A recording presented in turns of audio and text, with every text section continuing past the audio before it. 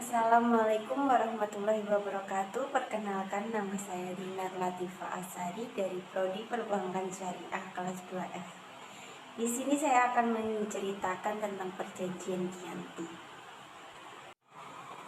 Perjanjian Giyanti merupakan kesepakatan Mataram yang diwakili Mangkubuwono III, VOC, serta kelompok Pangeran Mangkubumi atas pemecahan masalah kerusuhan yang terjadi di Mataram pasca meninggalnya Sultan Agung. Diambil dari desa tempat kesepakatan ini dilakukan, yaitu yang terletak di Dukuh Kerten, Desa Jatiharjo, Karanganyar, Jawa Tengah.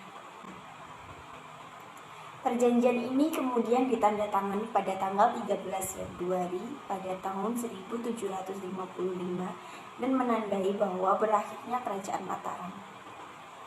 Penamaan Giyanti pada nama Perjanjian Giyanti. Ada pula isi Perjanjian Giyanti. Terdapat dua inti dari Perjanjian Giyanti, yaitu pembagian wilayah Kerajaan Mataram. Di antaranya yang pertama adalah wilayah Barat Mataram yang diserahkan kepada Mangkubumi yang kemudian menyandang gelar Hamengkubuwono I dengan keraton bernama Kesultanan Yogyakarta. Dan yang kedua yaitu wilayah timur yang diserahkan kepada Mangkubuwono III dengan keraton yang bernama Kesunanan Surakarta. Ada pula pembagian wilayah Perjanjian Giyanti yang membagi Kerajaan Mataram menjadi dua wilayah, yaitu sebelah timur Kalikopa yang dikuasai tahta Mataram Sunan Mangkubuwono III dan sebelah barat Kalikopa yang dikuasai oleh Mataram asli yang diserahkan kepada Mangkubumi yang sekaligus diangkat menjadi Hamengkubuwono I yang berkedudukan di Yogyakarta. Di dalam Perjanjian Giyanti terdapat poin penting, yaitu VOC dapat menentukan siapa yang menguasai kedua wilayah jika diperlukan. Pembagian Kerajaan Mataram. Setelah Perjanjian Giyanti disepakati, didirikan Mangkunagara pada 1757 Masehi. N. Hartling, Gubernur Jawa Utara, yang menulis register harian pada 10 September 1754 berangkat menemui Pangeran Mangkubumi. Pertemuan ini terjadi pada tanggal 22 September 1754. Pada hari selanjutnya terjadi perundingan yang dihadiri sedikit orang. Mangkubumi didampingi oleh Pangeran Notokusumo serta Tumenggung Ronggo. Harting didampingi oleh Kapten Dorogel serta Sekretari Fognes, sedangkan yang menjadi juru bahasa adalah Pendeta Bastani. Pembahasan pertama adalah mengenai pembagian wilayah Mataram. N. Harting memberikan pendapat bahwa tidak mungkin ada dua buah matahari.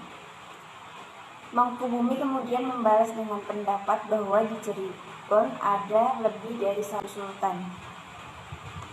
Harting kemudian memberikan penawaran wilayah Mataram sebelah timur. Namun usulan ditolak oleh pangeran. Perundingan ini berjalan kurang lancar karena masih ada kecurigaan di antara mereka. Dan pada akhirnya mereka disumpah untuk tidak melanggar janji. Harting kembali mengusulkan agar Mangkubumi tidak lagi menyandang gelar Sunan dan memilih wilayah mana saja yang akan menjadi bawahannya. Mangkubumi pun menolak karena sejak 5 tahun yang lalu Mangkubumi diakui rakyat sebagai Sunan. Perundingan terpaksa dihentikan dan dilanjutkan pada tanggal 23 September 1754 yang akhirnya disepakati oleh Hamengkubuwono yang menyandang gelar Sultan dan mendapat setengah dari wilayah Mataram. Ada pula Perjanjian Giyanti yang terjadi pada 13 Februari 1755. Perjanjian ini terbelah menjadi dua kekuasaan, yaitu Kesunanan Surakarta dan Kesunanan Yogyakarta. Pangeran Mangkubumi mendapatkan setengah dari wilayah Mataram dan diakui sebagai Sultan Hamengkubuwono I dengan hak turun-temurun. Diupayakan kerjasama antara VOC dengan rakyat Kesultanan Yogyakarta.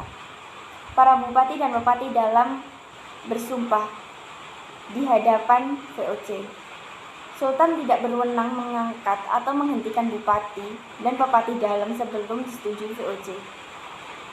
Bupati yang memihak VOC dalam peperangan berhak diampuni Sultan. Sultan tidak berhak menuntut Pulau Madura dan daerah-daerah pesisir kepada VOC, namun VOC akan memberikan ganti rugi 10.000 rial per tahun. Sultan akan memberikan bantuan kepada Kesunanan Surakarta sewaktu-waktu jika diperlukan. Sultan hanya menjual bahan-bahan makanan kepada VOC dengan harga yang akan disepakati. Sultan berjanji menaati segala macam perjanjian yang pernah diadakan antara penguasa Mataram terdahulu dengan VOC.